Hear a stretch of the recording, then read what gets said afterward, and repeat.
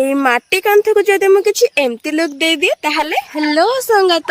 ଆଜି ମୁଁ ସକାଳୁ ସକାଳୁ ବନେଇ ଦେଇଛି ବ୍ରେକଫାଷ୍ଟ ରୁଟି ତା ସାଙ୍ଗକୁ ଇପି। ବୋଉ ଏଇଠି ବନେଇ ଦେଇଛି ଟମାଟୋ। ଆରେ ହେଇ ମୁଁ ଆପଣଙ୍କୁ ଶୁଖିଲା ଆଳୁ ଚିପ୍ସ ଆଉ ଦେଖେଇବି କଣ, ମୋ ଖାଣ୍ଟି ଭାରତୀୟ ନାରୀ ତାକୁ ଛାଣି ନାଇଁ ଆପଣ ଯାହା ବି କୁହନ୍ତୁ ମୋ ହାତରେ ତ ଯାଦୁ ହିଁ ଅଛି। ଦେଖନ୍ତୁ କେତେ କ୍ରିସ୍ପି ଆଉ ପୁରା ପରଫେକ୍ଟ ବନି। ପେଟ ପୂଜା ଶେଷ କରି ଘର ଦ୍ୱାର ଟିକେ ଓଳେଇଲା ବେଳେ ଦେଖିଲି ଏ କାନ୍ଥରୁ ମାଟି ଗୁଡାକ ଝରି ତ ଗୁଡା ପୁରା ଅସନା ହେଇଯାଉଛି। ଆମ ଘରରେ ଏକ ଲତା ବାରିଶ ସରି ଆର୍ଟିଷ୍ଟ ମୁଁ ଥାଉ ଥାଉ ଏମିତି ପଡିକି ରହିବ ନା ଜମା ନୁହଁ। ଯବାନ ରେଡି ଆଜ୍ଞା। ପ୍ରଥମେ ସବୁ ଜିନିଷ କାନ୍ଥରୁ କଢାକଢି କଲା ପରେ ଭଲ କି ଓଳାଳି କରିଦେଲି। ଟ୍ରାଞ୍ଜିସନ ଦେଖିବାକୁ ମାତ୍ର ତ 2 ସେକେଣ୍ଡ, କିନ୍ତୁ ମତେ କରିବାକୁ ପୁରା 2 ଦିନ ଲାଗିଗଲା। ମାଟି କାନ୍ଥ ନା ପୁରା ଶୁଖିବା ପାଇଁ 1 ଦିନ ଲାଗିଲା। ଏଇ ଅଧା କାନ୍ଥଟା ଏଇଠି ହବାର ମେନ୍ କାରଣ ଏଇଆ କି ଆଗରୁ ଲୋକମାନେ ଭାବନ୍ତି ରୋଷେଇ କଲା ବେଳେ କେହି ବାହାର ଲୋକ ଦେଖିବା କଥା ନୁହେଁ, ସେଥିପାଇଁ ଆମ ରୋଷେଇ ଘର ସାମ୍ନାରେ ଏଇ କାନ୍ଥଟା ବନିଛି। ଉପର ଲେୟର ଟା ଛଡେଇ ଦେଲା ପରେ ମୁଁ ଯାଇ ନେଇ ଆସିଲି ମାଟି। ଗାଁରେ ରହୁଥିବା ଲୋକମାନଙ୍କ ପାଇଁ ମାଟି କାମ ତ କିଛି ଅଛପା ନୁହଁ।